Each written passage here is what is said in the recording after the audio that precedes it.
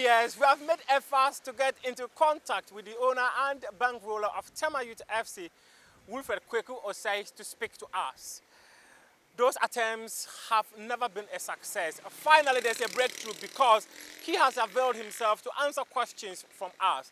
And we're going to be talking about a variety of issues ranging from the final days of Kwesi Nyantakyi, the former president of the Ghana Football Association, what he makes of the current FA under the leadership of Kurt Okreku, and why is his club, Tema Youth, part of 53 other clubs that have signed a petition demanding that the FA review the statutes of the Ghana Football Association. Follow me as we meet up with Wilfred Kwaku Osei, affectionately called Palma in the Ghana football community.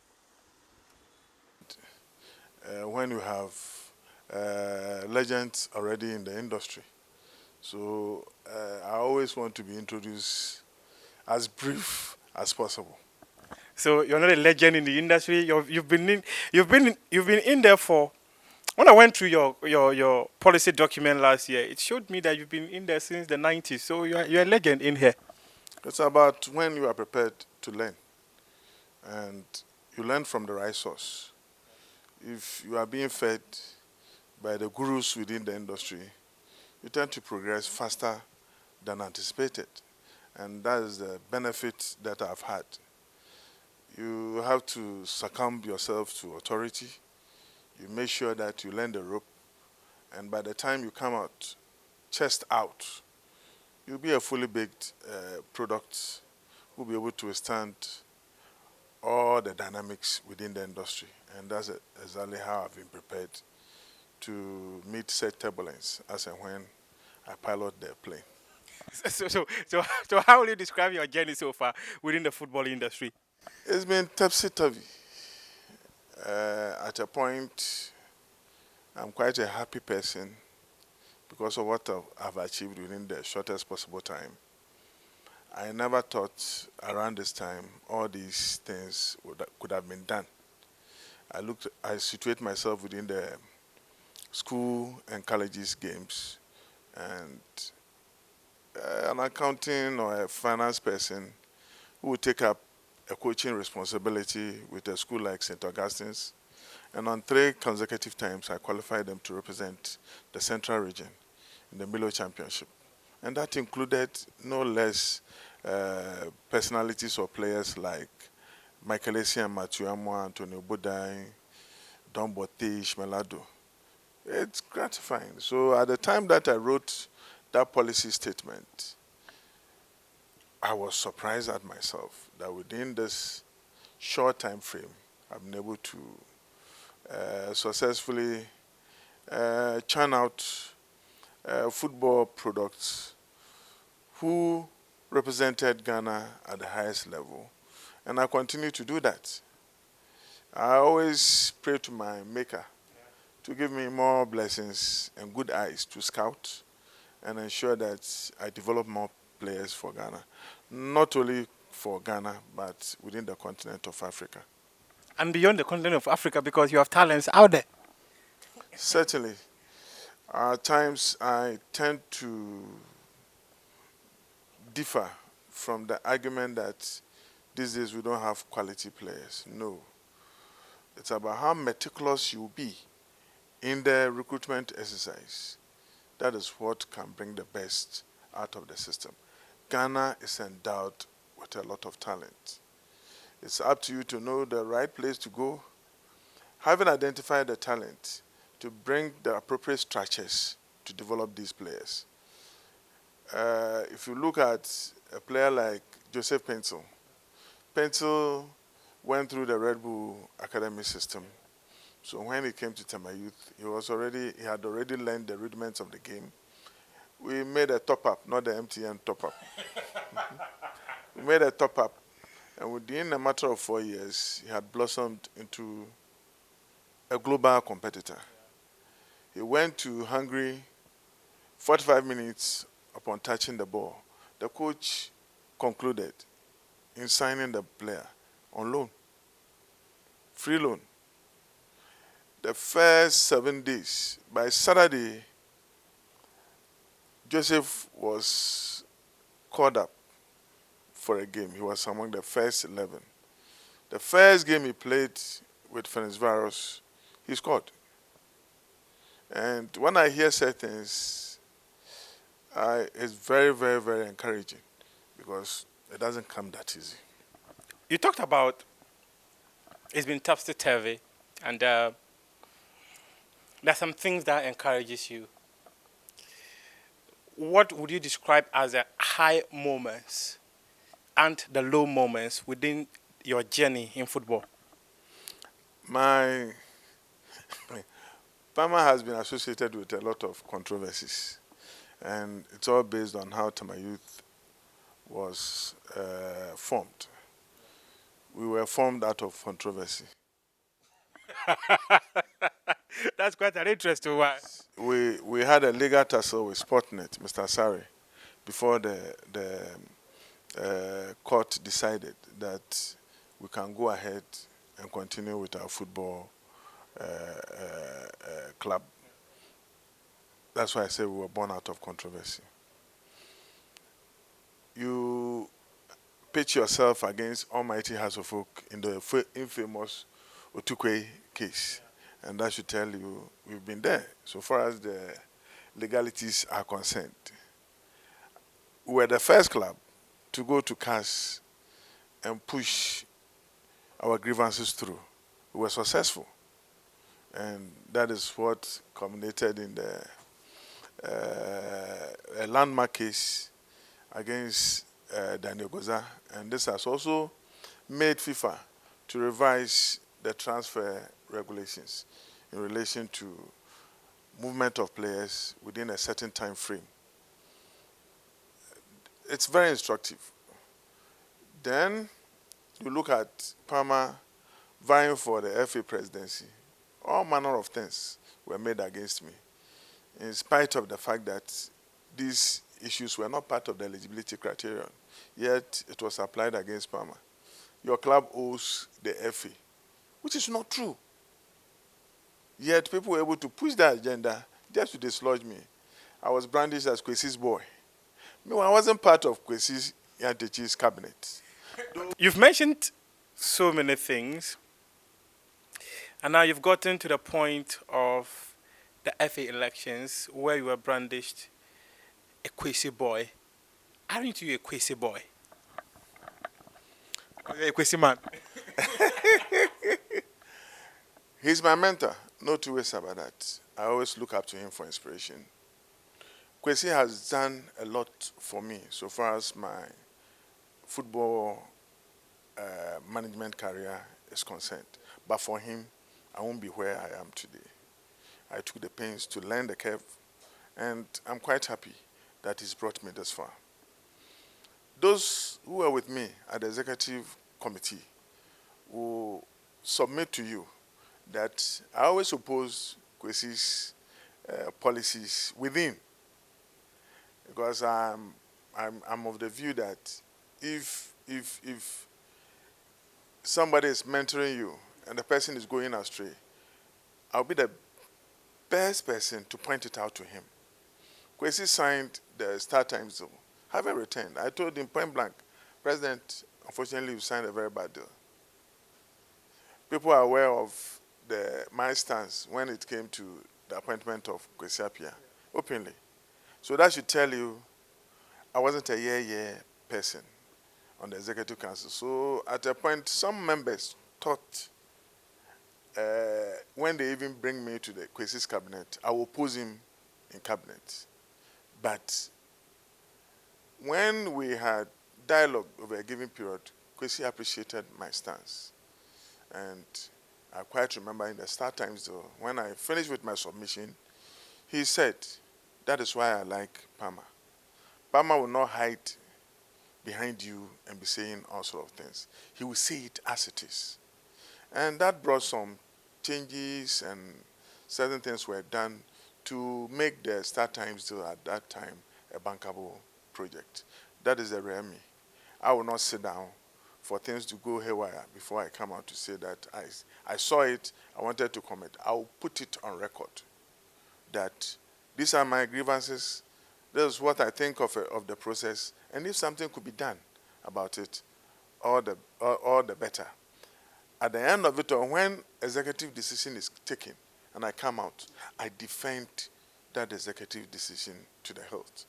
So we're happy at each other, and people who approached him at various points to seek his view on who is best fit to run the FA got the appropriate answer. Now tell me, you mentioned that, do you feel hurt by some of the allegations people leveled against you? Oh, certainly. Certainly. When people go around telling me that the FA has issued ITC on my behalf with regard to Joseph Pencil, when it's not true. I've challenged the FA to bring out the LC that was issued, or they issued, in favor of Tema Youth for that transfer to be triggered. At the time that Joseph Pencil transferred, the Ghanaian window was closed. So Tema Youth couldn't have registered the player. Joseph Pencil would have been a member of Ghana Football Association upon registration of the player by Tema Youth. I never registered Joseph Pencil. Is it in the regulations of the FA, or this is just your opinion on it? Article, I think 25 to 28, that borders on registration, states clearly that bona fide ownership is determined by the registration or the license of the player. I never had a license, so I couldn't have owned Joseph Pencil then. I had the economic right to Joseph Pencil, not the sporting right. It's the sporting right that the FA could express their 10% on it. It was FIFA that triggered the article, Annex 3, Article 8.3, to issue a provisional ITC to register Joseph Pencil. I mean, that of the RSTP. To register Joseph Pencil. No member association, and I repeat, no member association issues a provisional ITC. It is the preserve of FIFA. When after 15 days of waiting, in order for the player to continue to enjoy his economic right, FIFA will issue ITC in that regard. That is exactly what was done. It's not the FA that issued the ITC. Is it that one that hurts you, or the allegations of you? Very much so, Nabila. Within the eligibility criteria, that made every candidate to the FA presidential elections eligible or not. They have told the statutes clearly demonstrates that no foreign or additional criteria should be introduced when it's not part of the criteria that has been stated to declare candidates for the elections. Which means that there is nowhere or written regulation that states that if a presidential candidate's club owes the FA, that presidential candidate is ineligible to play. Do you know how many people owe the FA at that time who stood for the elections? So why would that be used as a criteria to disqualify Palmer? That thing was politically motivated. Do you feel targeted? Do you feel you were targeted by the FA? Of course. Why would they target you? To quote my friend George Free, the fact was that immediately having delivered the policy statement at Alisa, I was overwhelming favorite. There is no way anybody could have matched the stride that I had taken. So many speculations were going around. This guy cannot even carry his views across, blah, blah, blah, here and there and whatnot. But after that delivery, they saw that no, something must be done to stop Wilfred Kwaku Osei. Otherwise, he's the candidate. The BNI came out with a report, and it had Wilfred Kwaku Osei in the lead. I visited most ministers here and there and whatnot. I said, what is so special about you? I said, I have traits that humbles me before all the constituents or the electorates. I will never raise myself above those who want me to be their leader. So in your opinion, the kind of leadership demonstrated by Kwesi Antichi. And I always mention his name. Brazil 2014. Kwesi, having returned from Brazil, never got home. He called me, Pama, who were him? I said, President, I'm in the house. And could be Pia me bao. He walked straight to me, came to me and said, Pama, $1,000 in it. Me call no. This is what I had for my what? For my per diem. Have it. You deserve it. I took it in good faith. And that is the kind of leader I always wish for. He always humbled himself as if I was rather the leader. And that's Kwesi for you. He behaved like that towards everybody. And that is the kind of leadership that we expected to take over from Kwesi. And I had the best fit for that kind of role.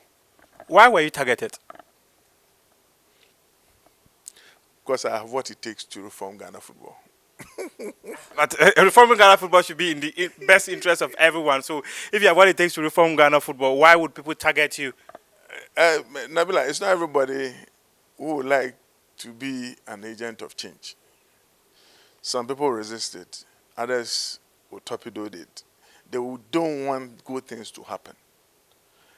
I can sit here when a policy decision is taken at the executive council level. I can tell you whether it's a good decision or it's a bad decision.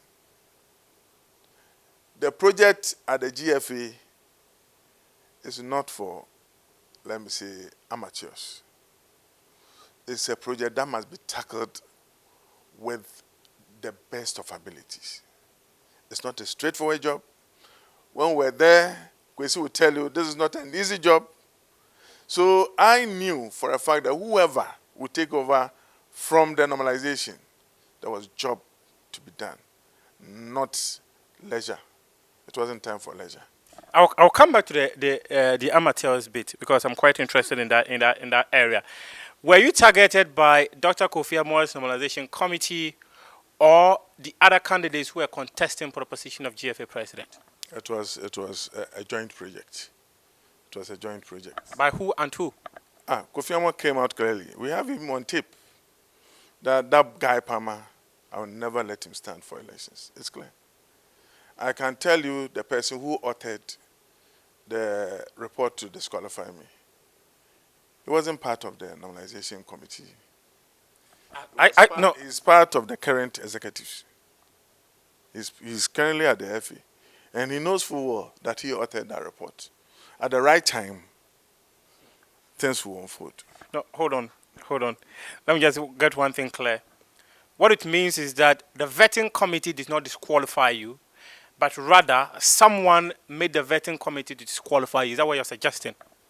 Absolutely. Let them come out with the vetting committee report that disqualified Osei Pama. If you speak to normalization committee chairman Kofi Amoah, he will tell you that even when this matter went to CAS, he told people that the award decision coming from CAS was going to be a landmarked case. Check the postponement of the award decision when it was delivered. It was postponed about 3 or so times. But that is quite normal from CAS. It's not normal when you are upholding an earlier decision by a body. It's very easy. I agree with what Nabila did. It's very easy to say that. If you're overturning a decision, that is very difficult to do. No. Are you suggesting that CAS did not independently award the decision? Nabila, I have been to CAS. I have engaged or taken the pains to read award decisions from CAS, the one that was delivered. I wasn't convinced by any measure. Not convinced, the least. The fact is that when you go through it, we could have gone to the Swiss court, High Court, to overturn that decision. But I was advised by my leaders, my advisors, that, Pama, there's an end to every litigation. Let it be. After all, you have your colleague and friend, Kurt, who is taking over. Let him govern. and put your support or give your support to Kurt. Have you given Kurt your support? I gave my support, gave advice here and there. But when you are being sidelined or your services are not needed, you don't impose it on anybody. You keep it. We have learnt a lot. Having served at the FA for almost 8 years, I've learnt a lot, particularly as a finance committee chairman. When I tell you what would have rigged in per the COVID relief fund introduced by FIFA, it will marvel you. Ghana should not have had anything below $13 million from the COVID relief fund. How? Because other member associations were not getting that. How was Ghana going to get nothing below $13 million? We have played with this. We have toyed with the figures at the FA. Be reminded that for 2 consecutive times, I was the finance committee chairman. For 1 or 2 years, I was the vice. So I know what I'm talking about. There are 3 stages. Every stage and what we could have accumulated. The third stage, that we have not been told whether we have assessed it or not. That is what would have been the banker. Would have had between $5 to $7 million from that. During your time as chairman of the finance committee of the FA, did you ever for once assess all the entire money FIFA gives to member associations? Yeah, that one, it was a regular routine. Were you assessing everything? Yes. We had our, how do you call it, the strategic business plan. That was that committee I chaired for us to have it. And that was a prerequisite for the disbursement of the funds. Our financials were spot on. Then any other requirements that FIFA asked, we were able to meet it. Not all member associations could access the fund. Yeah, the investment fund was 750, but it required a feasibility report. Before that feasibility is written, the Executive Council will have to meet and decide on which project to embark on. That was the difficulty we're having. Many of the members were of the view that we should assess the fund to raise the standard at Pram in terms of the hostel facilities that we have there. Others were also interested in so that we can rent the property out and make money, because the idea of creation of the investment fund is to create a commercially viable project that the FA can raise other or additional income from its activities. So why did you not do that? It's about a decision to accept a project in mind. Then we write a feasibility report for that, because I couldn't have more or less decided for the entire executive committee. It has to be a collective decision by the executive committee once the thing is done. It wasn't the entire duration of our tenure. That is where FIFA Forward 2 was implemented. We were told recently that Forward 1 had brought, that has elapsed, had brought $2.45 million to the FA. That couldn't have been. As you have mentioned, the entire Forward 2, if I'm right, did not exceed $1.25 million. So how could Forward 1 bring $2.45 million?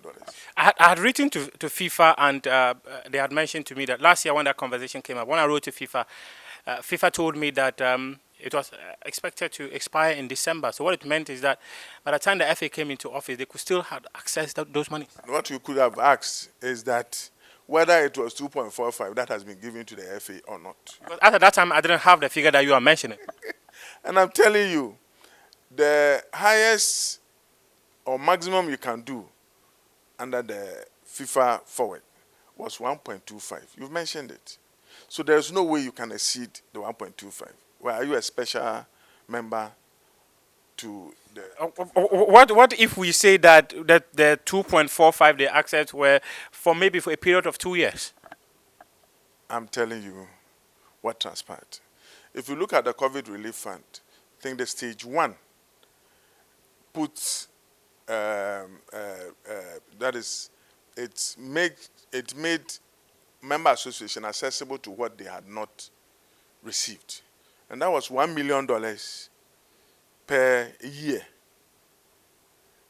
Are you with me? That money was received in stage one. It came before the stage two. Are you with me? It came before the stage two. The FA informed members that they've received that money, the stage one money.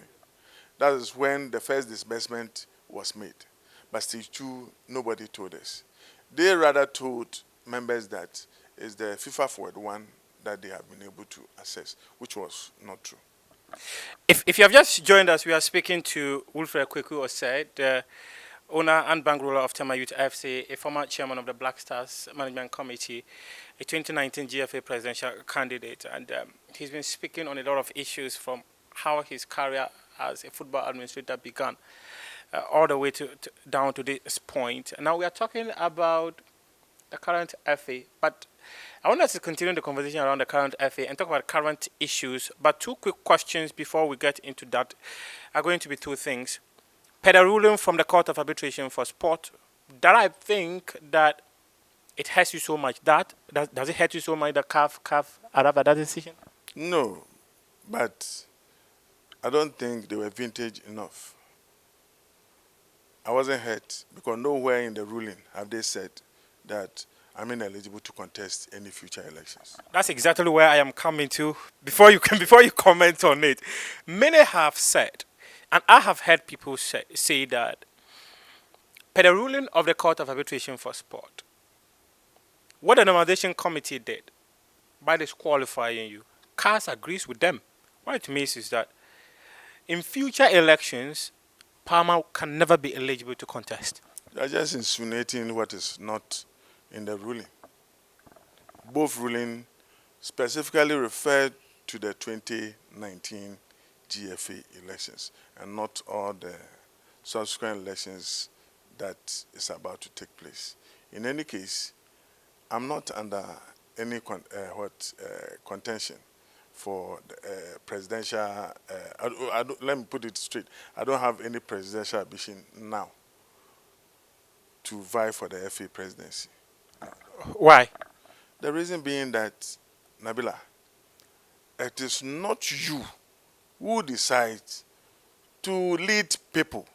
It's the people who decide that you are best fit to lead them to the promised land. And to put it in simple terms, leadership resides in the rank and file or the constituents, not you. You cannot impose yourself on people.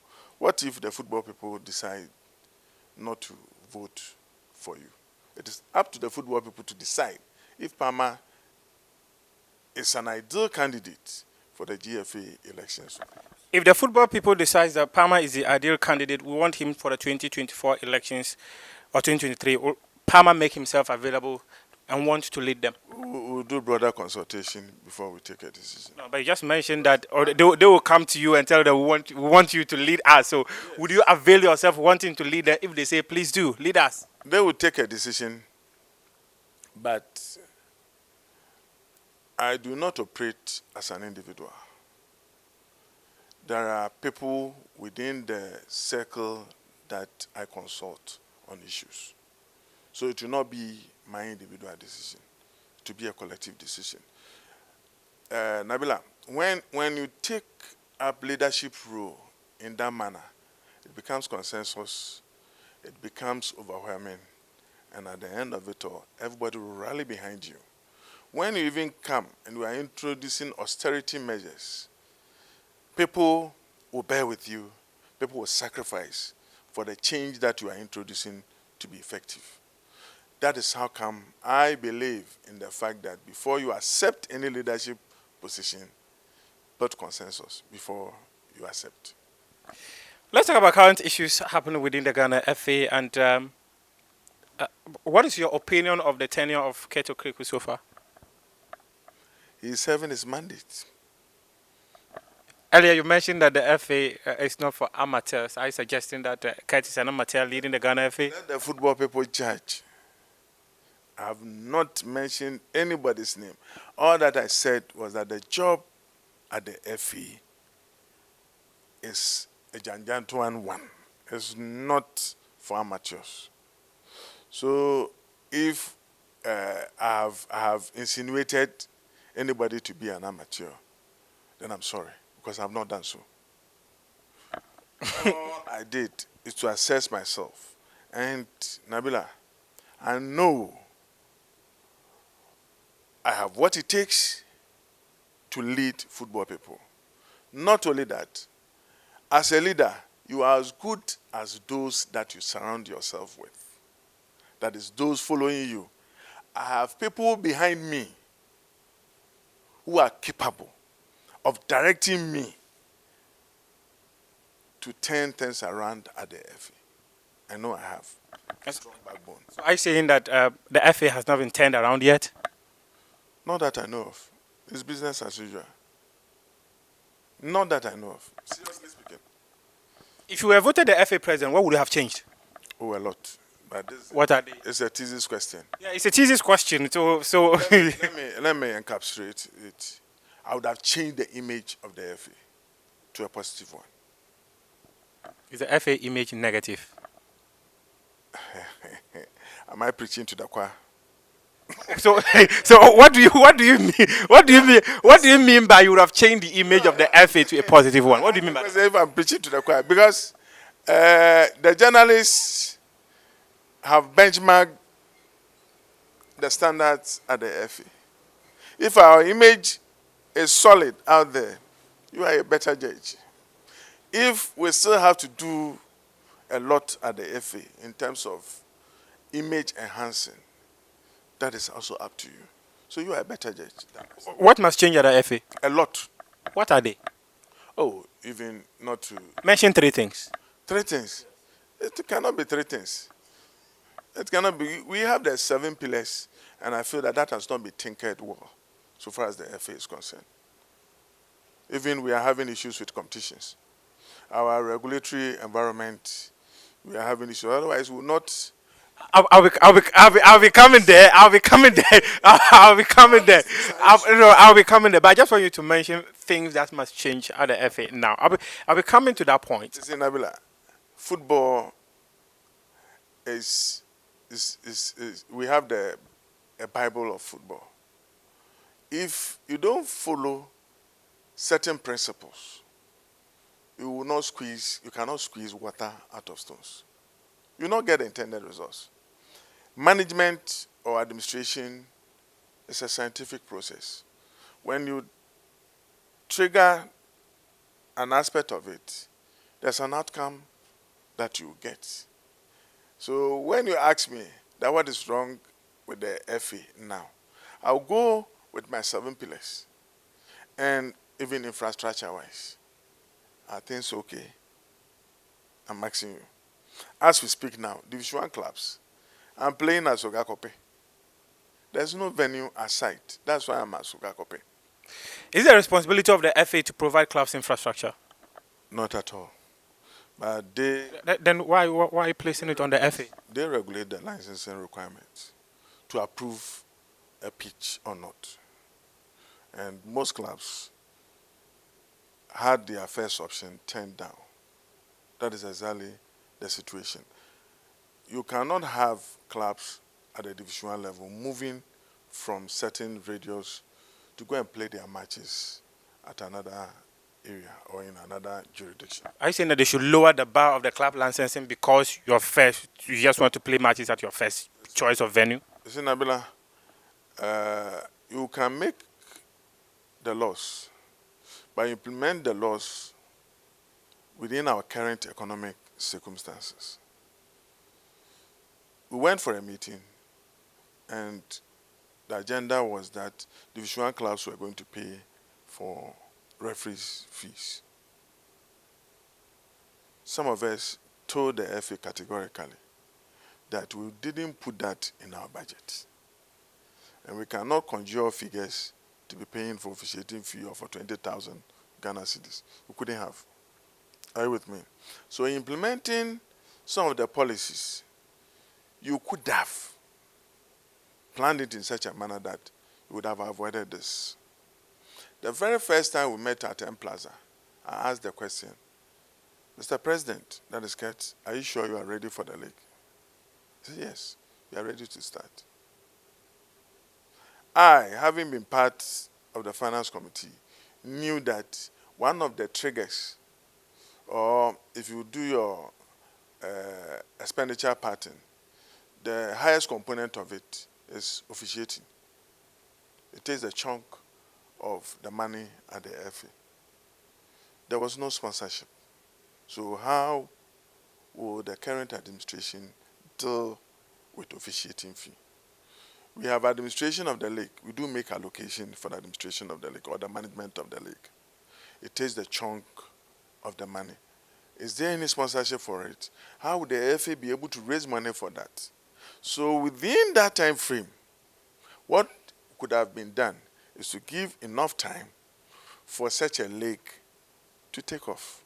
You were talking about how you had told the FA president whether he was sure the league was going to commence and all that, and knowing the figures at the FA without sponsorship.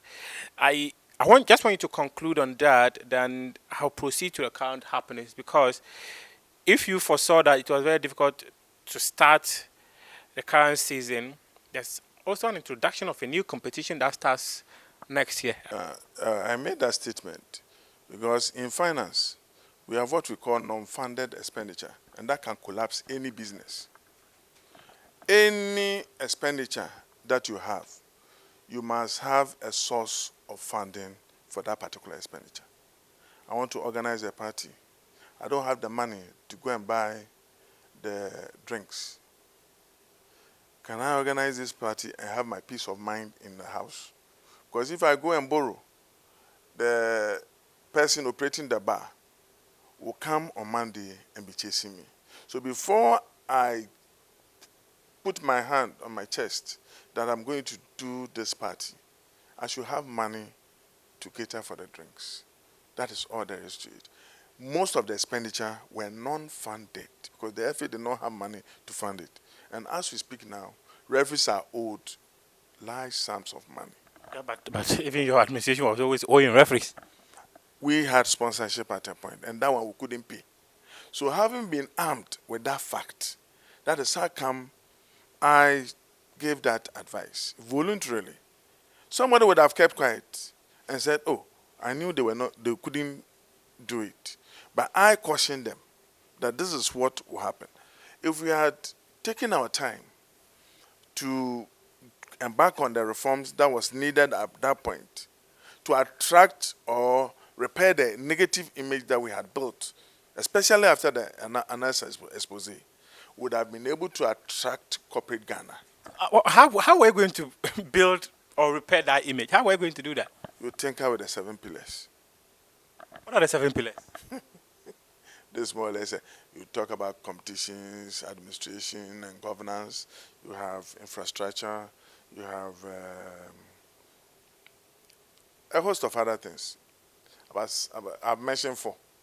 Yeah, a host of other things, because it has eluded me one way or the other. But there are 7 in all. You can talk of re-regulation.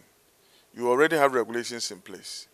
Because if you are able to, let's say, financial resources is also part of the 7 pillars. If you're able to have infrastructure, you talk about your competition,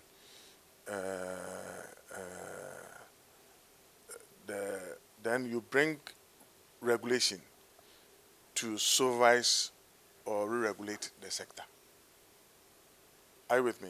Football sector is highly regulated. Regulated in the sense that everything you do, that is why we have the statutes. But what is the guarantee that if you had done all these things, you were going to get people to come on board and put money into? Applied elsewhere, and it's worked. Elsewhere, it's not Ghana. No, check Uganda and the strides that they have made. In the last AFCON, we're finding it difficult to play Uganda, or most teams in Africa, we're finding it difficult to play Uganda. The strides that they have made in football is due to the fact that they have a comprehensive strategic business plan that they are implementing. And when you go through it, it's about the 7 pillars. Ghana struggled against Uganda in 2015 after the World Cup. We struggled against the same Uganda when we were preparing for the 2018 World Cup. So what was going to change now? That's how I told you that there was a need for reforms. Our match against Uganda in Tamale, it was more or less the bickering, the internal wrangling, especially coming from the minister and the FA. I asked my members a simple question. Why couldn't we have even played the match in the evening? Because the scorching sun that we played the match under did not favor our players, because most of our players were based in Europe. So if you play a match under the scorching sun, it rather favor the Ugandans who had the bulk of their players based in Uganda or in Africa. Are you with me? Meanwhile, we're not rushing to any place after the match. So why couldn't we shift the match to the evening? Because we're to travel the next morning to Accra. All this petty planning did not happen because of the stance of the government at that time and that of the FA. Certainly there was a wedge. And when there is such wedge, it's the masses who suffer. So Ghanaians suffered out of this boardroom wrangling. Do you have regrets about certain things you've done? What are the things that, if you have an opportunity, you would want to change? A whole lot of things. A whole lot of things. If you had an opportunity to, in football, if you had an opportunity to grant an interview, what you said of Ghana's failure to qualify for the 2018 World Cup, would you have said it differently if you had an opportunity? Do you regret ever making such comments? In terms of the indemnity thing, there was nothing wrong with that statement. No regret on that statement. Nothing absolutely wrong on that statement. I never referred to bribery. People insinuated and said, Obama said we should go and pay bribe. Wow. I went before the ethics committee. They played the tape. George Efrio was there, and the question was, oh, George, did you listen to the tape before you passed the comment that, or you recommended that Palmer should appear before the, how do you call it, the ethics committee? He said, no. Listening to it, I didn't find anything. So was it George who recommended you should appear for the committee? He told Sunny. He told Sunny. And, I mean, he said it in the course of the meeting. He said it. And he said no. Having played the tape, they thought they have, I mean, whatever accusations that were being thrown around had said those things. But when they listened to the tape, it wasn't there. So they were even surprised. So if they were surprised, why did they warn you? The advice, they didn't, you see, it was very cordial. The engagement was very cordial. The advice from the chairman of the committee was that, Palmer, those should not stop you from defending the FA. I was defending the FA. I was defending the FA. Because somebody had insinuated that it's the FA that did not do his work well. That's why we failed to qualify. I said, no, it cannot be. It couldn't have been the case. I was a member of the management committee, Blasters. If you tell me you are not going to pay us our, how do you call it, coefficient money here and there and whatnot, certainly there will be no peace. There will be no peace. Why wouldn't there be peace? Oh, because, Nabila, some of us, you go off your way, and for about 2 months, you'll be outside Ghana or on national duty. Then you return and say, oh, go home, because you love football very much. So the businesses that you lost over that 2-month period should go for free. No, that is not how to run any organization. You mentioned something interesting about the chairman. I wanted to talk about the resolution you've put together. But you mentioned something interesting about the chairman who told you this should never stop you from defending the FA. However, his letter was used as the point of disqualifying you from contesting the FA elections. It was wrongly used. That's how you have to. Nabila, I wasn't charged before the ethics committee. They called me to come and assist in investigation. It wasn't a charge.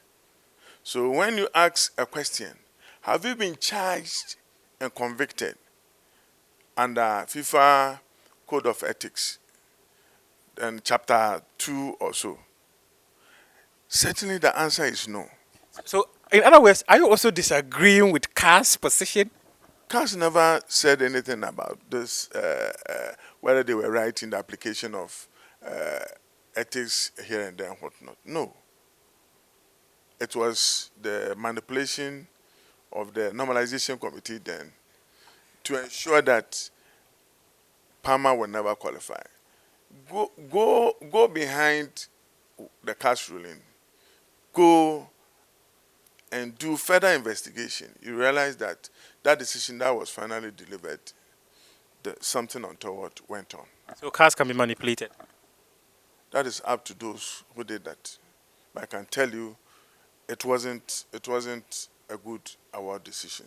Do you think you were in a conflict of interest by not paying the 10% they demanded of Joseph Pencil? Do you think you were? They don't merit the 10%, so why would I pay? You don't get it.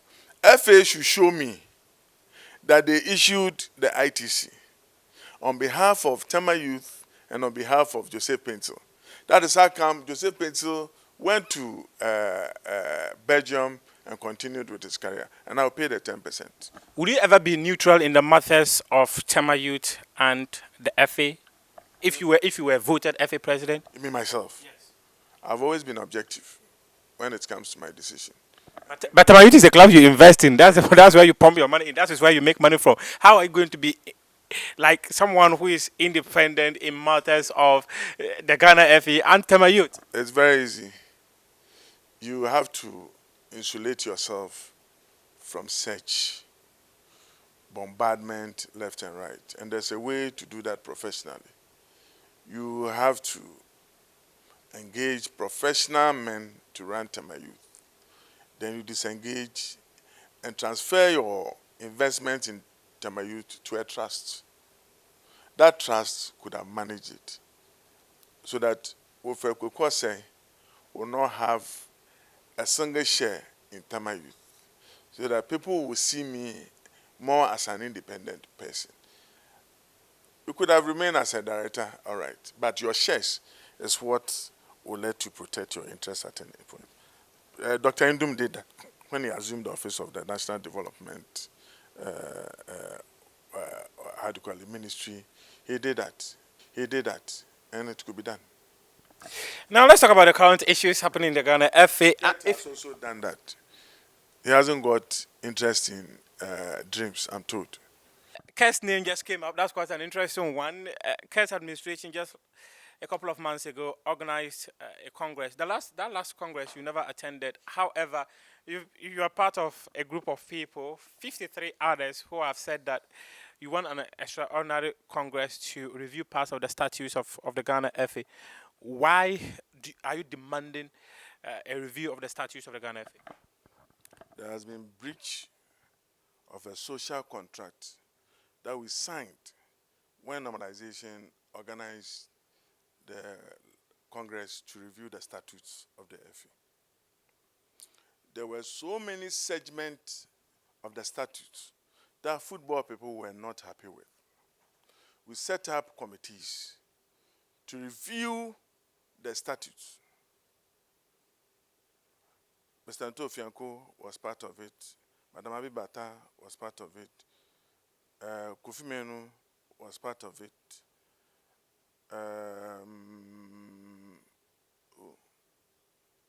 Abu Jones was also part. The late Abu Jones? Yeah, the late Abu Jones was part of it. GACA also formed a committee to do same, so that we will have a comprehensive review of the document. When we appeared before the normalization, they had taken an entrenched position on the statutes to implement whatever had been put out there. So Dr. Randy Abbey made a very cogent suggestion that since we are limited in terms of negotiations, we should accept the statute as organ in situ, that is, as situated by the normalization, so that when normalization leaves the scene, we as football people will meet in a congress to be scheduled, so that any review or amendments to be made to the document, we go ahead and do it. The current executive council and the president were all major stakeholders to this particular congress, for which we signed this social contract. Now, having assumed authority at the FA, our colleagues who were part of this contract have clandestinely denied Congress members of this opportunity to do this review. Nabila, we've had 2 congresses.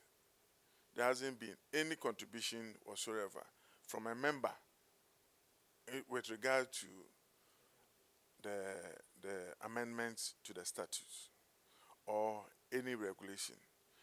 All the amendments had been submitted by the Executive Council or the presidency. When you look at 25 of the statutes, it specifies that Congress is the supreme legislative authority when it comes to any amendment or anything in relation to the law, whether you are drafting a new one here and there and whatnot. It's Congress that it has to happen. And over the period, this is what has been happening. When our own colleagues took over, they have, one way or the other, avoided amendments coming from congressmen. Ralph Jamra triggered this process last year, that is 2020. It never saw the day of light. The moment he triggered it, FIFA was written to seek opinion as to whether we have the right to call for those amendments or not. And strangely enough, I've not cited that document, but I'm told that FIFA wrote to tell us that it was too early to amend the constitution or the statutes of the FA. How come you've not cited? Because I read it last year.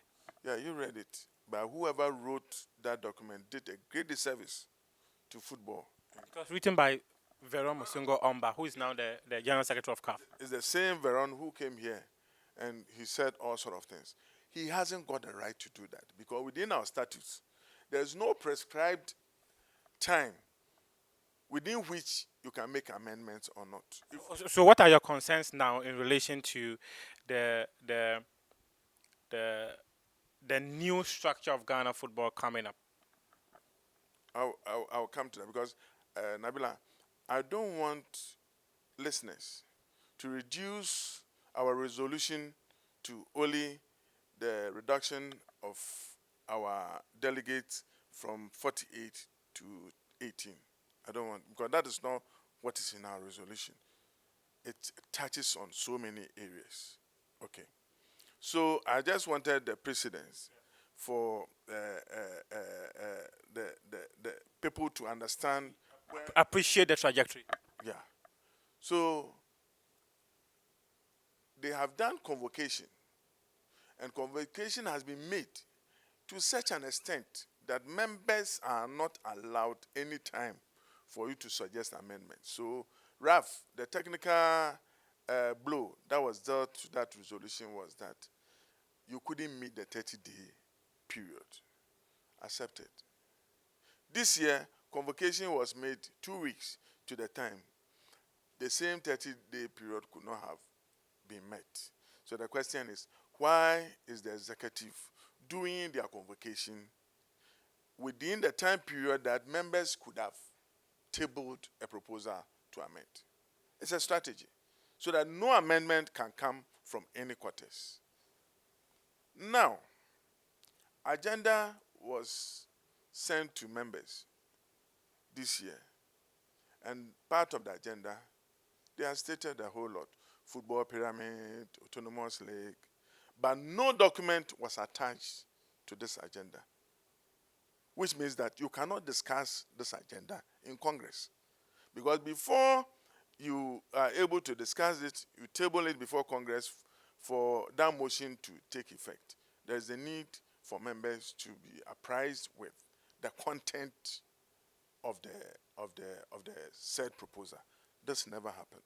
No votes were taken at Congress, so you cannot implement such a policy. But that said and done, we realized that the executives were bent on implementing it. So some of us started making references to our statutes, and it was clear that there has been infringement on this. The reason why this resolution has been made is that there has been infractions on the corporate governance system at the FA, consistently and persistently by the current Executive Council. We are constantly referred to Article 39K of the statutes, and that is very categorical. It states that the current Executive Council, by their powers vested in them by the statutes, can approve and issue regulations governing what? Governing football in Ghana.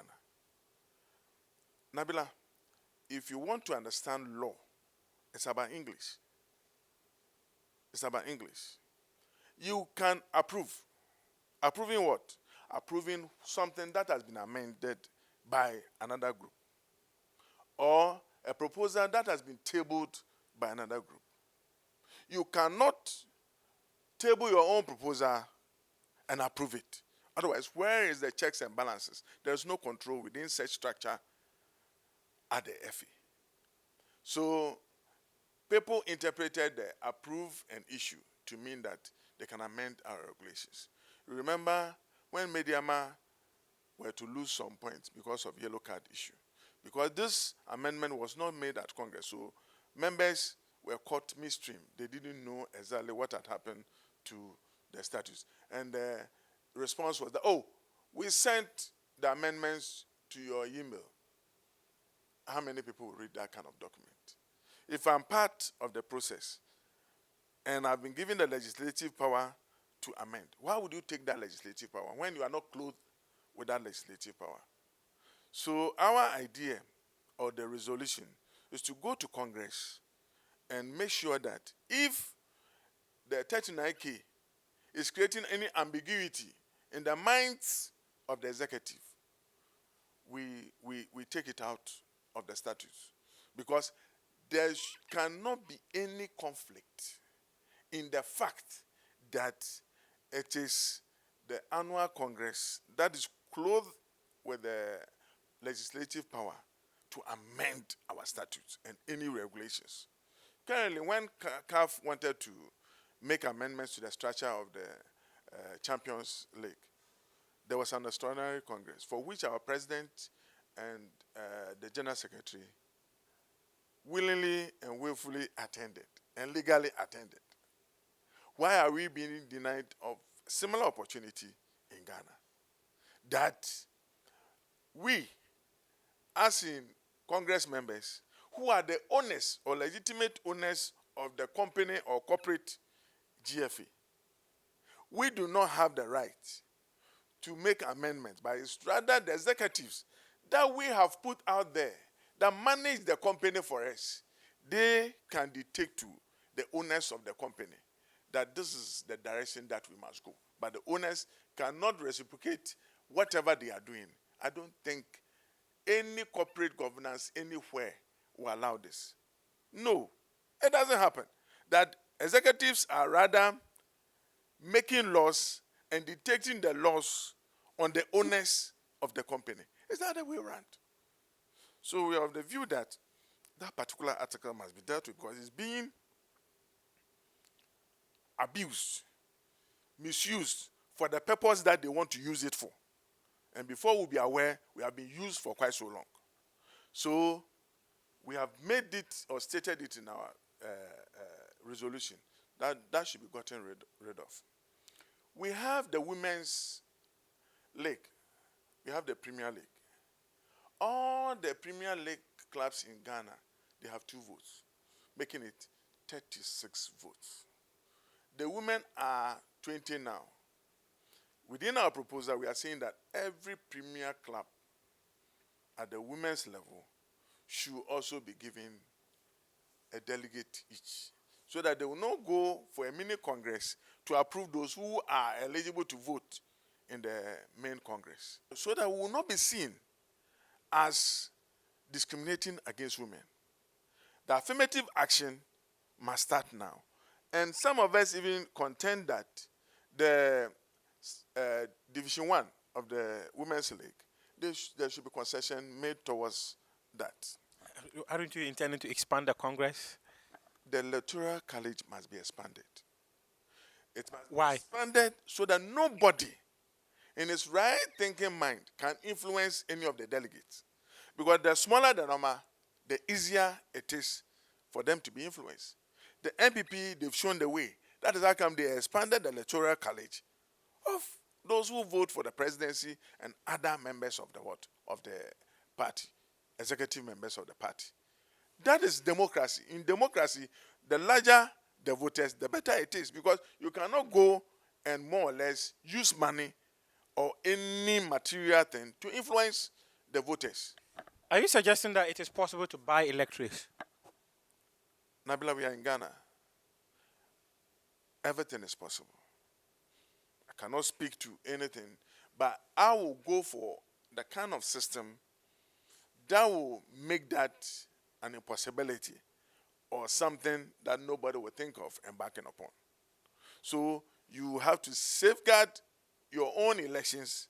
You put it in a certain realm that nobody will contaminate our electoral processes at the FA. So don't reduce the number, rather expand it so that nobody can influence the elections. Simple, simple. You are rather suggesting that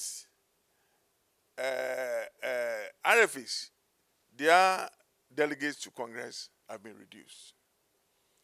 Their membership at the Executive Council level have been reduced from 10 to 2. These 2 will go for a meeting. They return from the meeting. And members at the RFA level would like to know what happened at the meeting. Be reminded that these 2 have signed that oath of secrecy. So do you think they have the legal rights to divulge the information to their members? They cannot. So 8 of the regions are curtailed so far as information flow is concerned from the FA. Some of us who are abreast with the functionality of the RFA, we equate it to the FA presidency or the FA executive at the regional level. It is very involving. If previously we were of the view that most of the RFAs or the chairman do not function well, you need to put in place a system at the regional level that will make the RFAs functional. And this can be achieved. You can have a general secretary or a chief executive at that level. You can also have an IT expert. You can have a staff members or a project manager. The FA will have to be served with quarterly reports from the regional level. These reports must be reviewed and submitted at the Executive Council level whenever the Executive Council meet. Then decisions will be made on this, whilst these chairmen will be present to deliver this report or speak to the issues raised in the report. This is the way to make the RFAs functional. But you cannot conclusively conclude that since Mr. A couldn't function at the regional level, when another person comes, that person cannot function. I have members like Kotoro, Osetutu, a very credible person, solid material. Rav Jamra, I mean, somebody who is studying law, the least said about it, the better. You have Abuja, he's a Volta regional solid material. You have Robert Duncan from Central Region, the Western Regional, what's the name? Simon. All these people are of a certain level of substance. They cannot go to the Executive Council by virtue of the fact that only 2 people are allowed to be at that level. And you are telling me that they are not functional. Nabila, it may interest you to note that the regional level, every region is unique on its own. The challenges encountered by Brown Hafo RFA, it's not the same thing that Qatar is encountering at the Greater Accra region. So when Qatar is at the Executive Council level, what advice or what information flow would they give to the Brown Hafo person? The system as presently constituted is bad. So we are of the view that all the regions must be well represented at the Executive Council level. That's going to be quite a huge executive committee. If you do 27 membership, there's nothing huge about this. But even at FIFA, it's not 27. We have peculiar circumstances, and it must be dealt with. FIFA has only 5 or so continents. 7. 7 continents. So every continent will have 1 person representing them. So it makes the mark very easy. Then people are voted from various zones to represent. That's how come that number is there. They have designed their structure in such a manner that they pick information, vital information, from these sources and use it to implement their policies. We will also have to fashion out a similar, we have 10 regions. That is what it is. Now we have 16. 16. So let's design a system that will bring all of them on board. But previously, only 10. We can start with that. Because the other regions, I don't think the FA is present. Brown is still controlling the Bono and Odosei. And the same Western region, the same. So it is not active. That is what we're saying. When you talk to referees, they have their own issues. They are not happy about the way things are moving. If you talk to coaches, they are not happy. Futsal, they are not happy. Beach soccer, they are not. So let us look at the statutes as it is and propose or deal with the proposed amendments that we are suggesting to make things work. After all, this was part of the social contract we had agreed at the Normalization Congress for us to embark upon. So why are people going against the social contract that we signed? It's betrayal of trust in its highest order. And you know how risky that is. Next time, when people talk politics at the football level, people will not take them serious. Let's talk about the Super League. I've never seen a jurisdiction or heard anywhere where you have a Super League and a Premier League. If you have one, you can share with me. Where you have the Premier League, the next league is either the Championship or they will refer to the National Division 1. That is what it pertains elsewhere. So anybody who would just like to coin names and give it to a league that is being played is just engaging in semantics. Nabila, they are talking about football pyramid. I've never seen a pyramid with a flat top. A pyramid has a sharp apex. And by football pyramid, you can Google. When you Google, they will tell you.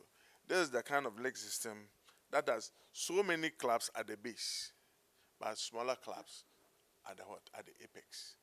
And that is understandable. Because as and when you move into the elitist level of any league system or any league structure, only few people can play at the what? At the elitist level. Go to England. You will realize that I think 20 or 18 clubs, 20 Premier League clubs, and you have 24 playing in the championship. So this is a pyramid.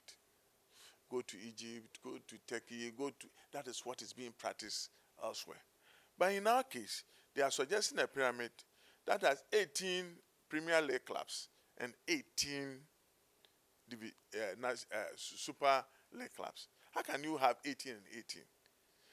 If you want to do a Super League, then we should have more clubs playing at the Super League than the what? Than the Premiership, to have a pyramid. So the pyramid that was as described at Congress is not, after all, not a pyramid. It's a what? It's a facade. Deceiving deception in this highest order. Nabila, Google autonomous league. You realize that when you Google autonomous league, it's only Ghana that will appear. You Google. No, but you don't have autonomous league anywhere. What we can have a semi-autonomous league because the member association of FIFA is supposed to control the regulations that governs the game. Voila. So Nabila, how can you move to Congress and go and deceive the whole Ghana? The Ghana, we are going to practice an autonomous league that is non-existent in this part of the world. Let me tell you something. What can trigger a change in the league structure is the fact that this league system that we are using is not giving us the results that we expect. For crying out loud, this system has produced 4-time African champions over a given period. Am I right? This has produced under 20 champions. Recently, we won the WAFU one, right? So if the system is giving you results, why do you want to tamper with it? The current system is pyramidal as compared to what they want to introduce. To be fair to the Ghana FA, when I was at the Congress, I did hear the Secretary General, Prosper, mention that there is no autonomous league anywhere, but a semi-autonomous league because the FA have the right to the regulations, selecting of referees for matches and all that. So when I see Congress agenda and there's autonomous league there, why would I attend that Congress? Because you are going to discuss something that is imaginary, that doesn't exist. So why would I be there? It's about commercialization. Nabila, if you go into the nitty-gritty of it, you realize that a league is a structure or a system. The moment you touch one, it seeps through. It affects everybody. Touch the Premiership and it will affect Division 1. That's how a league system is. In your resolution, you mentioned that even the competition they are trying to introduce is not recognized by the statutes of the FA. I'm coming to that. You have laid legal basis for the introduction of the 18-club league. That is non-existent. You refer to Article 81, the closest of what they intended doing. Take the entire Article 81 and comprehensively deal with it. You realize that Article 81 talks about transitional provision. Transitional provision was relevant at the time that we were transiting from normalization to the current dispensation. 2 years down the line, are you telling me that transitional provision is still relevant to the extent that an FA executive committee that took over would like to implement what has been enshrined in the transitional provision? How would they be incumbent upon them? They are not under any obligation to apply what should have happened 2 years ago. They are not under any obligation. But it says within 2 years into office. No one can have that as a transitional provision. You cannot burden any future administration with a provision that you, who did the statutes, you will not be there to implement it.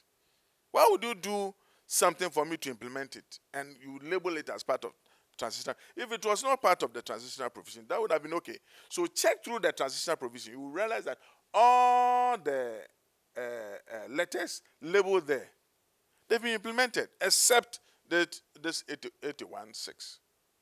That has not been implemented. Which means that those that were mentioned as transitional provisions were truly transitional provisions. What has not been implemented couldn't have been transitional. I talk to any legal person, they will tell me. But Palmer, if the FA Congress accepted this document on September 25, 2019, It is binding on the FA to implement it. The same Congress can undo what was accepted But the Congress have not assembled to undo it. because of tactical disposition of the current Executive Council. So since it hasn't been changed, they still have to implement it. And in implementing it, you don't have to put a spin on what you intend implementing. I'll call it a spin. Spin in the sense that, check the 816 that they are referring to. They say in 2 years' time, our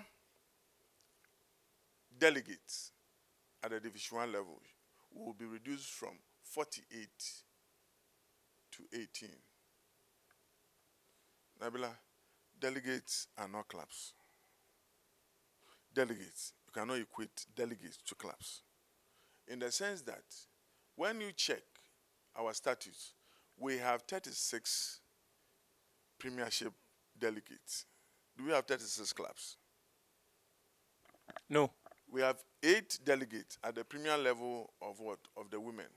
But we have 16, now 20 clubs that are vying at that level. So you can never equate delegates to clubs. So what is the legal basis that they are leaning on to introduce the 18 club league? That said article never refers to 18 clubs. So why would anybody put a spin on it for people to believe that this is what has been enshrined in our statutes? No, but are they saying that because they want to reduce the clubs to 18, they are reducing because they've asked them to reduce the number of delegates? They are saying that the statute is saying they should reduce it from 48 clubs to 18. And we have come through the statute. There is nothing in it that mentions 48 to 18 clubs. There's nothing there. Nothing there. It talks about delegates being reduced from 48 to 20, for which we even oppose it. So are you saying that we can still have those 48 Division 1 clubs, but we'll have only 18 delegates? That is what is intended in the statutes as situated. Because the Women's Premier League, they had 16. 8 delegates voted at Congress. This is what it was. Are you getting it? And this is what it is now that we are practicing until it is changed. So why will anybody insinuate that, the moment they mention that we should reduce it from 48 delegates to 18 delegates, they mean that they should reduce it from 48 clubs to 18 clubs? It's not there. So the legal basis that you are even standing on is not there. So why do you describe it as an offense? Offensive. Yeah, in the sense that, Nabila, somebody will say, because I'm 17 at the school, we have taken the pains to educate ourselves. So if somebody comes to you and is trying to sell chalk to you as paracetamol, would you accept it? Well, if you don't take time and you go and take that medication, heaven knows what may happen to you. So they are trying to sell chalk to us as paracetamol. 3 questions, then we move on. Let me explain further. You see, Nabila, everything, there's a preamble, or it has happened before. We used to have in our statutes that we should have 18 club Premier League. That wasn't the case then. But we did an amendment to move it from 16 to 18 clubs. Olympics and Kinvesa had a legal tussle with the FA, for which there was the need for the matter to be settled out of court. I'm a Division 1 club, and I was in Division 1. We agreed to it because in any matter, you have to make sure that whatever you are introducing should have a human face. You should not insist on certain rights. So we all agreed. When we went to Congress, another proposal was tabled because we were going to relegate 5 teams in the subsequent year. So the Premiership clubs appealed to all of us that it would be too harsh. people's investments will be endangered. They gave all the reasons. We saw the reasoning in what they proposed. We agreed to the fact that they shouldn't demote 5 because it was going to be too harsh on the premier clubs. The Division 1 clubs, we all voted that only 3 clubs should be relegated. We could have also tabled the motion that, relegate 4, then you also promote 4. It's scratch my back, I also scratch your back. And we had the numbers to do that. We failed to press the button. We caved in to whatever proposal that was because it was very, very, very attractive. Now it has come to our turn. They say 30 clubs are to be demoted. And we say that is too harsh. The premier, some feeling elitists, do not want to back us. They are so self-centered that they have forgotten that 2 years ago, we bent backwards to make some of them maintain their premiership status. Because if you draw the line, that if they had relegated 5 clubs, Anna Meso, Mekahuana, we are appealing to the premiership. Some have signed that this is not something meant for only Division 1. They are also affected because when we are able to have a solid Division 1 competition, we'll be able to produce players for the premiership. Georgia Free will say a Premier League club is a potential Division 1 club next season. Voila. That is what it is. I don't think my colleagues did the impact assessment well. Whenever you are introducing any policy or you go on a consultancy, you consult for any company, you do restructuring here and then whatnot. Like when they introduced the FinSap, the ERP, they did the environmental assessment analysis, and it is clear that people suffered. So when they introduced the ERP and whatnot, they introduced PAMSCAT to alleviate social cost of what? Adjustment. Okay. You are introducing a policy, and when you ask them, have they done the impact assessment well? It's such. When you touch the Division 1, it's a system. If you demote 30 clubs, currently we have 82 referees officiating at that level. Will you use the 82 referees to officiate at Division 1? You have invested money to train these people, and they will move to the regional championship to go and referee at that level. There will be redeployment. Their incomes will be what? Will be affected. Economic circumstances will be affected, and Ghana will suffer in the final analysis. When you are about to implement any policy as an administrator, you do what you call environmental impact analysis. And within that, you will find the various stakeholders who will be affected by the policy directions or directive that you are giving to those that you govern. It's done at the global level. It's also done at the governmental level. So you remember when ERP was introduced, the government went for a policy to introduce PAMSCAT to alleviate the poverty that the ERP had caused. That is the way you position yourself as a policymaker. Now, you look at the football and the various stakeholders within the football fraternity, and you look at the impact that the introduction of your policy will have on the respective stakeholders that you govern or you supervise. In relation to referees, we have 82 referees at the Division 1 level. So if you redeploy them and you send 30 clubs to the regional championship, you are one way or the other demoting the referees from Division 1 to move and go and referee at the regional championship level. I don't care as to how you call the regional championship. It's still the Division 2 as we have. Certainly, something is not regular here. You cannot take such a measure. Having trained these referees, invested in them, sent them on various programs, they are only awaiting promotion into a higher level. Now they are rather being demoted to a lower level. It doesn't augur well for continuity in terms of football development. Because when we talk of football development, it's not only the player development. We are looking at refereeing development. We are also looking at coaches who will develop within the system. As I refer to as the one of the pillars of football. It's about football development. Okay. Now you look at coaches. We have over 140 license A coaches in Ghana. Some of them certainly are handling Division 1 clubs. I know of Bofwakwa, fantastic coach. We played them at the top 8, and he was up there. Arsenal also has Ama, who is also a license A coach.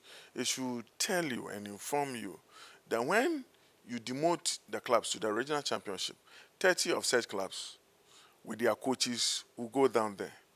And what will happen?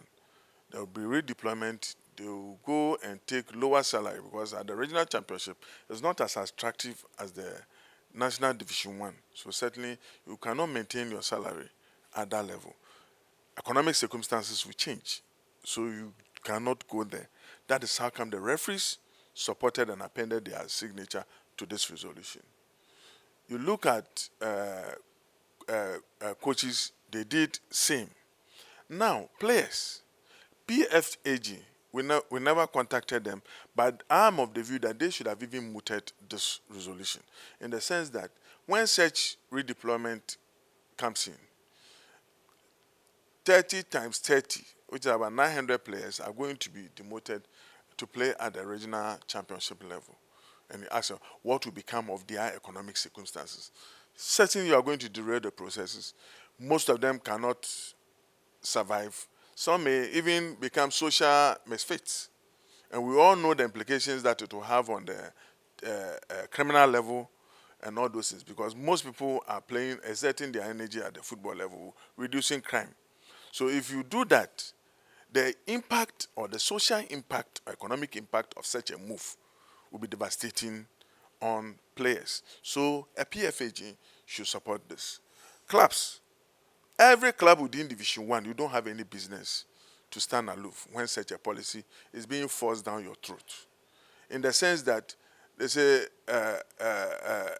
if you are close to the scene of action, you feel the impact higher and bigger than somebody who is at the remote or remotest level of the impact that it will have on you. As and when we move, if there is this ceiling is falling, Nabila, I will save myself before thinking of you. So we need to save ourselves. And overwhelmingly, we had 36. We know that the 12, having started this league and the way things are going, will stand to reason with this. Nabila, somebody may say that, oh, Tamayut, you've been doing well over the period. So certainly, when they talk of 6, you may be part of it. No, you don't isolate yourself in a situation, because in a league situation, anything can happen. You can have a bad season, and your position will be said that you will go to... you will go down. If you analyze the Zone 3 that we are, there are about 12 clubs that can place first to 6th. So you ask yourself, will you be among the 6? You don't need to wait. Even if you can be first, you have to be empathetic in this matter and ensure that your investment and the investment of your other colleagues will not be endangered. The danger here is that, Nabila, we are finding it difficult to attract philanthropists to patronize and dole out their investment of money into football. Now you are introducing a policy.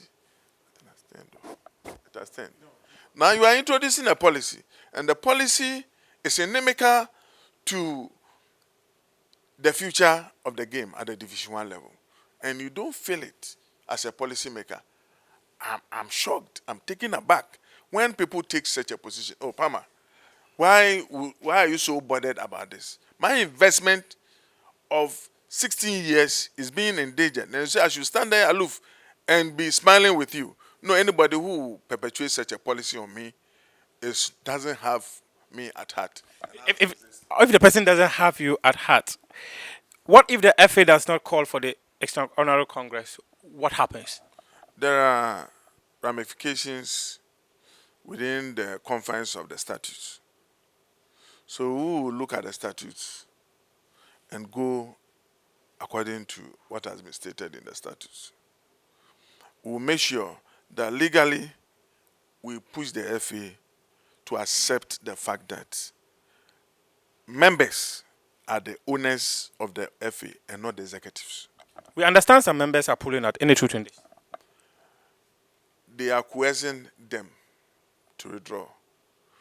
I know the General Secretary, Prosper Arisinado, made contact with Kimfesa. George Amaku was very instrumental.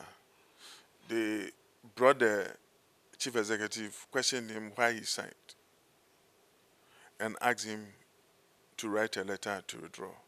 As to whether it has been effected or not, that is not my Ghana, because we never elicited the signature of the chief executive, the member of Kimfesa, general manager, under duress. He willfully signed to the resolution. And just as the Far Rangers case, the FA indicated that Far Rangers has no business writing the withdrawal letter. We are also of the opinion that the precedent has been set that when somebody signs a resolution, there's no withdrawal, because the statutes does not indicate anywhere that having signed your resolution, you can withdraw. So why that window of opportunity being expressed clandestinely by the General Secretary? Palma, let's talk national football team news now. We've spent a lot of time on the FA elections, the current leadership of the FA, and what they are doing, and specifically the new pyramid that you people are fighting. I think now we should talk about a national team. You were part of the administration that quite came close to winning it, but unfortunately, you never did. Do you think we've got what it takes to win the African Cup of Nations in Cameroon? If you take a look at the current crop of players that we have, and as someone who has done a lot of scouting of talents, do you think we've got that talent pool capable of winning the African Cup? I will look at the call-up and the planning processes going into the AFCON before I vouch for Ghana, so far as the AFCON is concerned. But if I'm not wearing my national colors or hat, I'll tell you that's a Herculean task for us to achieve. This is how I've done my analysis over the period. To win the AFCON, you need the caliber of players playing at a certain level in Europe, particularly English Premiership. Just juxtapose that on what Mo Salah is doing for Liverpool in England, what Mane is doing for Liverpool you have Mendy doing for Chelsea in England. It should clearly tell you that, but for Partey, none of our players will be playing at a certain level, even Arsenal. But we have Daniel Amate there. Leicester. But when you do comparative analysis of what the stride or the thrill that these people are blazing in these leagues, we come next. We don't get close to them. You look at Nigeria. I was surprised to see them struggle. So I was very direct. The technical director or the coach could not give them what they are looking for. I wasn't surprised when finally I was told he's been sacked. But officially, that's yet to be made official, though. Oh, but you cannot have those galaxy of stars and play in an abysmal manner that they did. No, they have got good players to play in the manner that they did. Okay, Shaman. That is the problem we are having now. The call-up if well done, we'll get the results. Ghana is always capable of doing anything. I will just wait for the call-up and the planning process before I pass my comment. Is Tama Youth at CAS with the Ghana FA? No, Why? that issue has been truncated. Nabila, we've had processes at CAS, paid appropriate legal fees or filing fee of 1,000 Swiss francs.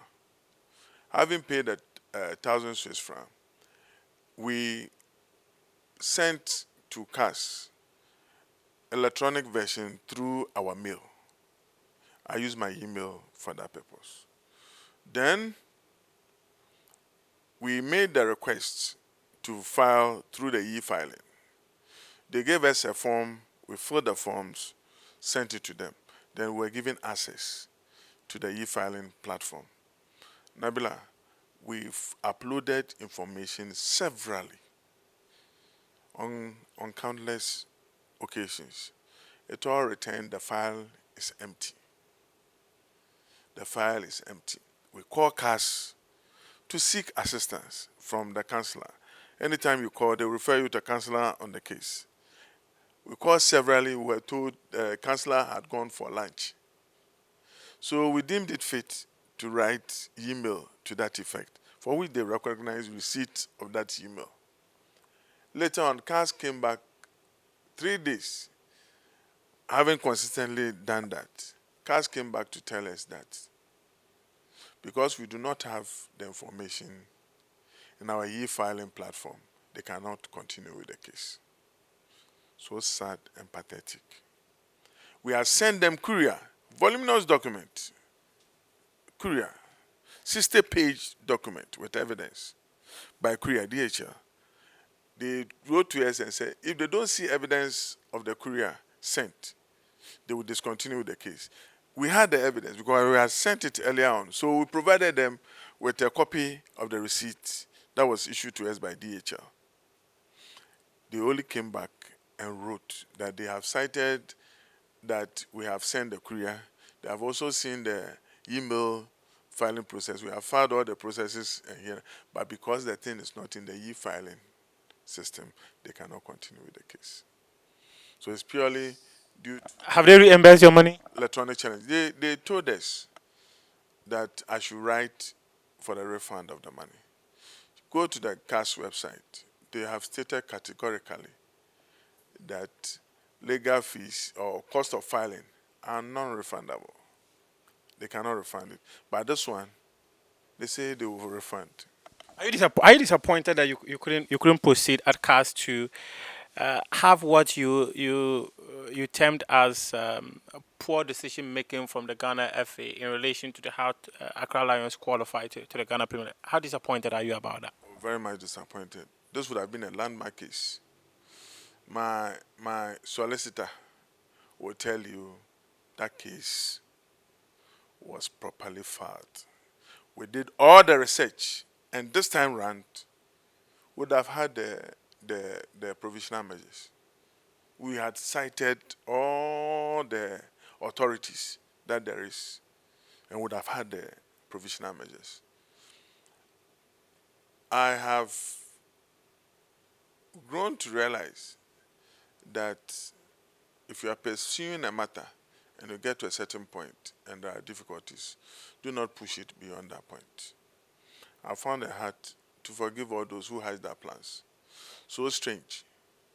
Somebody on the Division 1 League board played a prominent role in getting Tama Youth out. We lost these 2 points. We are fully aware of those who orchestrated this plan for us to lose the 2 points. You are armed with information, but you are not speaking about. You are not speaking to those information available to you. If this had been an account program, I would have told you that. Let me literally translate it. Matter, if it's not appropriate, it's not delivered. That is, you deliver a case at the appropriate time.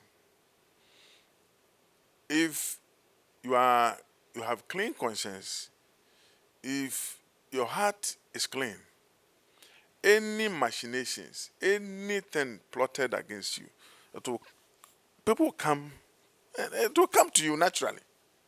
Because you don't have any negative things about people.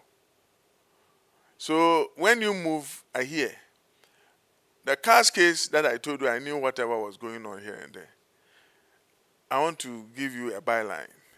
Ask yourself, when all issues had been delivered to cars, why would somebody at the FA be looking for the file of my vetting at the vetting committee at the wee hours of the case, when the case had already been submitted?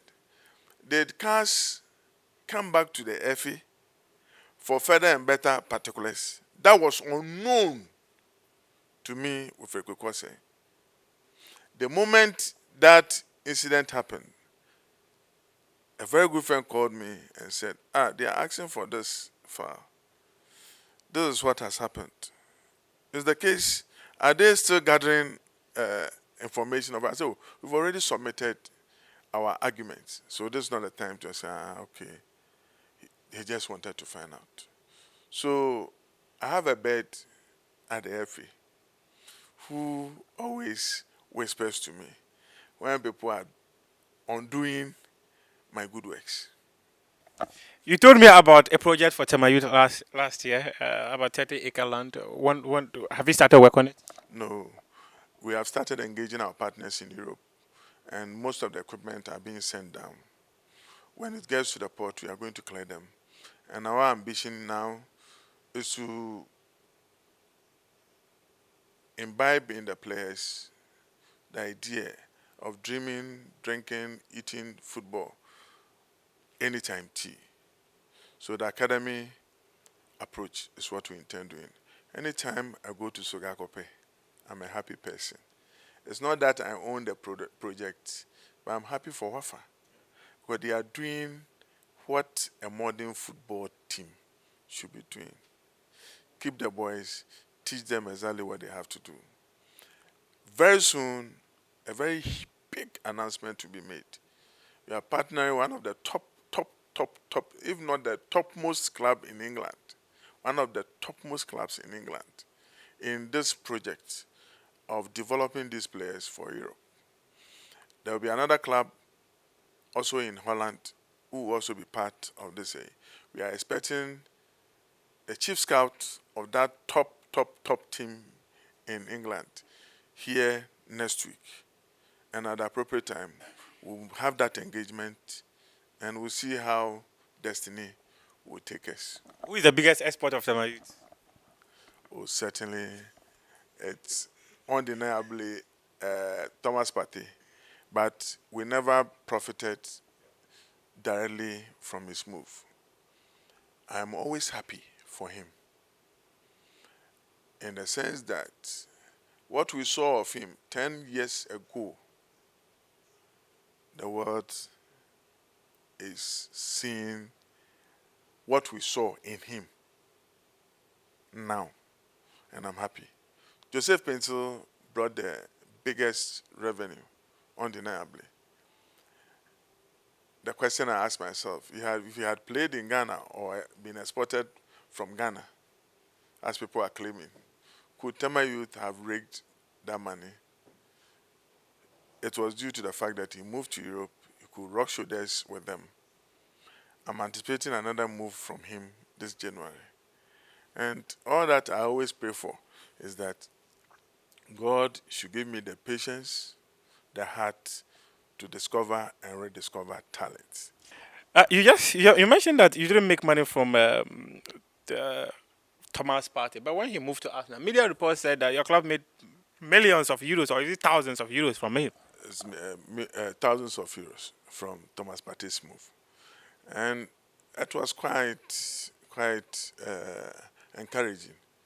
And I always call solidarity as my pension money, which means that I have to work extra hard now to discover these players who will be globally competitive going forward. How much did you get from Thomas Partey's transfer to Arsenal? Oh, this one. You let all those that I owe knock at my door tomorrow morning. But it was quite encouraging.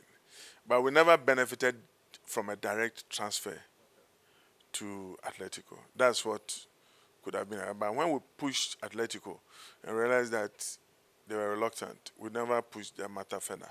But under the circumstances, it was the boys or the players' career that was important than any financial gains that would have made. So if Thomas Partey had remained with Atletico Madrid, there is no way Tamayut would have benefited from what we scouted for 10 years ago. Do you have sad moments of Kwesi? What happened to Kwesi following the number 12 expose? I wept that day at M Plaza. I wept for a very good reason, because by benefit of hindsight, Kwesi should have been given the opportunity to sit outside the meeting that was held at M Plaza by the executive committee. Nabila, people may profess that they love you, they like you. It's when you get to a worst case scenario or a situation that puts you in difficulty, that you know those who truly care and love you. What happened at Empire? We were having a meeting, and some of us were of the view that we should have respected Kwesi's last wishes of making Ankanap as the president of the FA to continue with that dispensation. If we had done so, FIFA would not have brought normalization. No lacuna would have been created, because there will be an FA president. The FA president will have the right to appoint his cabinet members, appoint a vice president in that regard. So it would have been full. There wouldn't have been any need for normalization. So that would have continued the legacy that Kwesi fought for. But all this whittled within about 30 minutes. People lobbied. People engaged themselves in all sort of manipulations to ensure that that last wish was not carried through. I was given the privilege or the honor to chair that meeting. When documents were given to me, I protected the document. Unknowingly, I was protecting a document that had already leaked out to interested parties. I just wanted to observe something as to who was leaking information from the FA, and that day it was very clear to me. That is not the way to govern. And I must say that when you even confront Kwesi and ask him, he will tell you that there are certain decisions that he took in the spell of moment that he shouldn't have. The resignation, I am of the view that he should have postponed it, made sure that the FA was on its feet before resigning. But that did not happen. Akanab could have been appointed as the vice. And when the FA is not there, and when the FA president is not there, it's the vice who acts in his stead, or the vice becomes automatically the president of the FA. All these necessary structures should have been put in place before leaving. This is by benefit of hindsight. I stood and fought, not because I don't respect, but by the fact that my investment was being endangered. Anytime you want to endanger my investments, you will not have the best of me. I will not be a gentleman. I will make sure that my rights are protected. And that's exactly what I did. Some of the issues I raised within that time frame, I don't know where it came from, but that is how come in the Quran or in the Bible, we tend to have situational leadership. When somebody is not there, somebody pops up to show leadership. That's exactly what is needed at any particular point in time. But I was very, very sad that a Colossus had exited in the manner that happened. Thank you very much, Palmer. That was Wilfred Kwaku Osei, owner, Tama Youth FC, former Black Stars Management Committee chairman, speaking to us on a plethora of issues ranging from how his career started and ended on the day he wept when Kwesi Nyantakyi, former president of Ghana FA, former FIFA Foundation member, former FIFA Executive Council member, was hounded out of office following the premiere of an expose into alleged corruption and match fixing in Ghana football. It's been a pleasure coming your way with this conversation. I am Nabila. Continue to enjoy the rest of our programs. Thank you very much.